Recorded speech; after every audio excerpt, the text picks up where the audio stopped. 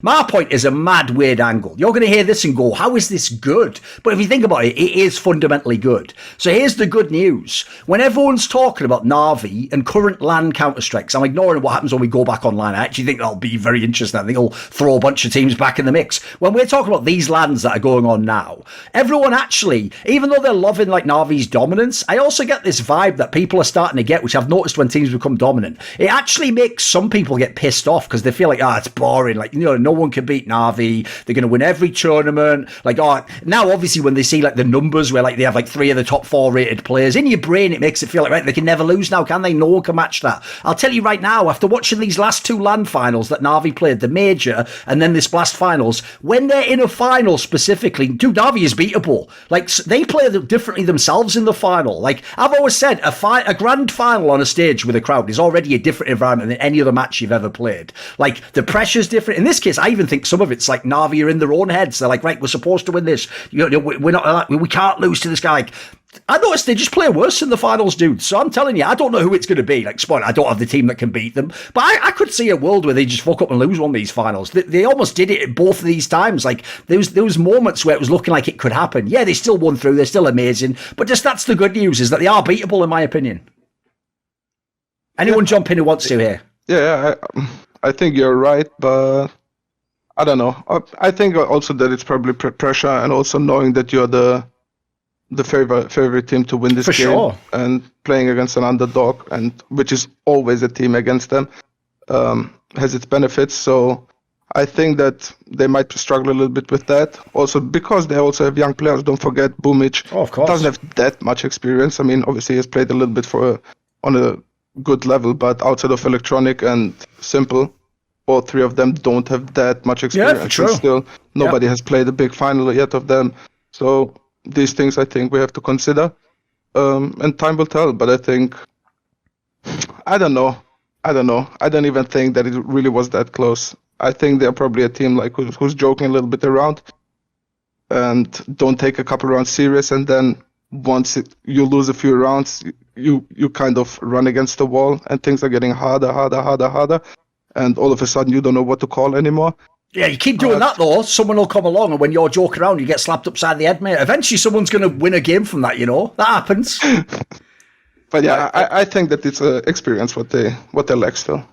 What's crazy to me about even thinking that they're doing worse in finals, though, is that they're getting experience to take with them into their next finals. Sure. And they're still winning. So it's not like they have to lose to win. No. They're winning. They're winning and they're learning. Like, or they're basically like. I think the best thing that could have happened to NaVi was that they lost that nuke streak. I think that that kind of just took so much pressure off their shoulders because they were really close to losing it to G2, in the grand finals of the major. So that's the problem. I mean, the problem if you never lose it is that, let's say it actually comes up in like a decider game, like what could have happened between NaVi and Heroic in that series. Yes. If it were a decider and they think that our nuke is untouchable, we can't lose on this map, then people are going to start playing to not lose as opposed to playing to win.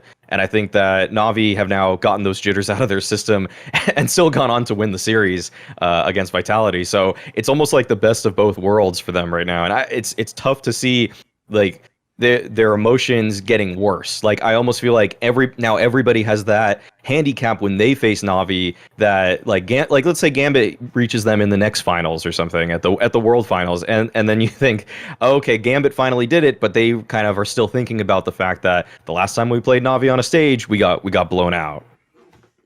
Sure. By the way, the point the Gia made actually was a pretty good one. I'll just expand that briefly, which is that's also what I was trying to say, Legia. It's like it's crucial that in my world, part of the pressure comes from NaVi themselves. Because in my opinion, it's a totally different match. Let's say I'm the favourite, right? But I'm like a 60-40 favourite. And, I'll still have to play a really good game, top of my game. I have to watch what you're doing. That's a different match that you mentally engage with than if I feel like I'm like an 80-20 favourite and nobody thinks the other team can win and I'm supposed to win every map. Like that's why one of the reasons I think they play worse too, because it's essentially it's one of the reasons why people know this from the online era. Think of those cops like the ones I was referring to before, where you can have like a top 10 team play a team who's ranked 70th in the world. The problem with the top 10 team is you're not even really playing them, because you're thinking, look, if I just play normally, I'll win the game. Like that mentality can fuck you up. You can lose a lot of games doing that. Those cops are actually notorious for the big teams getting killed way early, like quarterfinals and semis, even if it's like some top team like Virtus Pro or Spirit or someone, someone who should have no problem beating these nobodies that you're never going to play. So I think that's the problem. You are right though. Obviously, like if they keep leveling up until someone actually can really make them lose the game, it doesn't matter if they fuck around for a few rounds, does it? Like they have to actually be able to,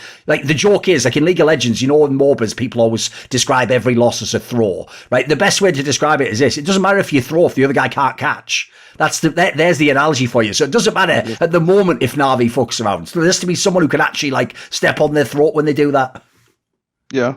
I was wondering also, do you think they played necessarily worse in the finals than in the semi or quarterfinals, or do you think that actually Vitality played this one map extremely well? The problem is I had this, the feeling right? that on Nuke, Vitality just... You think they just leveled up to the next level? Yeah. Everyone played 50% better than they did the whole tournament, probably. Apex on those T-side rounds was crazy. Like, the dude was just going outside and literally getting 3 kills.